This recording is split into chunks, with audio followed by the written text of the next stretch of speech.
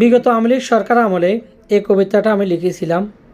কাক কুকিলের এত মিল হইছে কেমন করে, কাকের বাসায় ডিম দিয়া কুকিল ফাড়া ফাড়া ঘুরে। বাংলাদেশের রক্ত শোষণকারী কেমন করে বন্ধু হয়, এই জিনিস যে বুঝে আসে না কেমন কইরা হয়। বন্ধু বন্ধু বইলায় আমায় করলো আমার শেষ, স্বার্থ হাসিল হইয়া গেলে সব কিছু যে হয়ে যায় শেষ। কি বুঝলেন ভাই? হ্যাঁ, তারা আমাদেরকে বন্ধু বন্ধুই বলতো, কিন্তু এখন এখন ধর স্বার্থ আর নিতে পারে না, এখন আমরা দুশ্মনের পরিণত হয়েছি ওই কুকিলের মতো। কুকিল যখন তার তার এটাকে ডিম ডিম পাড়ানোর সময় হয়ে আসে, তখন কাকের ডিমগুলা ভেঙে দিয়ে কুকিলের ডিমগুলা কাকের বাসায় দিয়ে আসে।